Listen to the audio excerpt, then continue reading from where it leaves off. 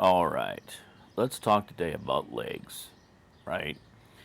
Whether you hate to train them or love to train them, they are, if you're going to train, you need to train legs. Now, here's the thing I always say go to failure, go to absolute failure, push it all you can. Something like the squat, you can take it close to failure, but you can't take it all the way to failure. It's just not safe unless you got really, really good spotters, right? So, that being said, what I do is I do the barbell squat, then I do a sumo deadlift. The sumo deadlift incorporates a lot more leg. It also incorporates, of course, back and grip and all that stuff, right?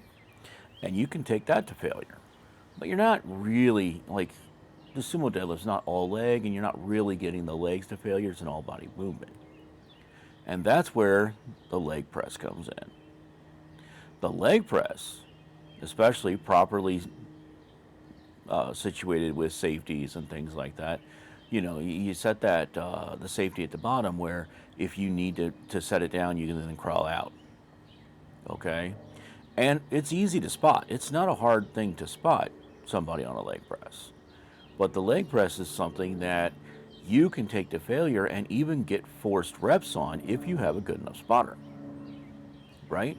So the leg press can be a very valuable thing for adding strength to your legs.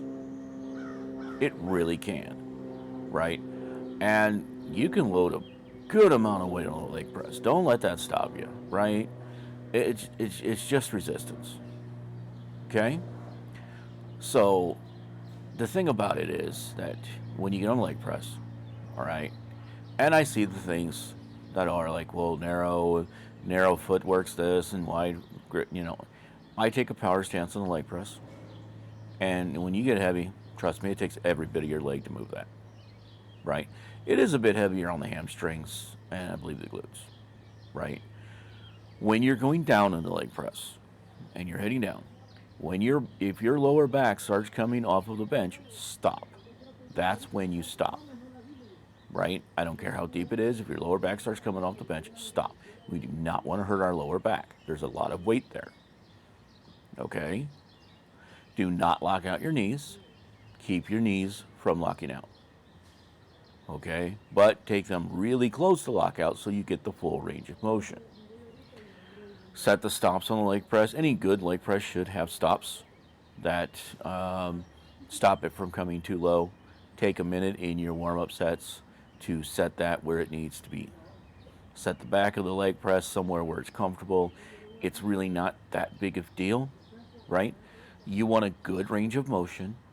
And I try to make it where I get really close to the tops of my thighs being parallel to the platform I'm pushing.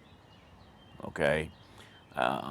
Or at least close to it. Because it does depend. If your back starts coming off the bench, stop there. Right? But you can get, with good spotter, right? You can get a couple of forced reps out of that, and you can really just knock the legs right out of contention. You can just really just fry them, right? But again, one set to failure and go. But the leg press can be a very invaluable piece of equipment for growing your legs and for having massive leg muscles. It does not replace the squat. It does not. The squat is still king and always will be. It's just that when you hit the leg press, you can kind of like really, really just go all the way to failure safely. So I hope this helps. If you have any questions about weight training or anything like that, please comment below. I'm happy to answer your questions. If I can help in any way, let me know. And follow me. I need followers. I mean, look at me. I'm adorable. You got to follow me, right? Excuse me.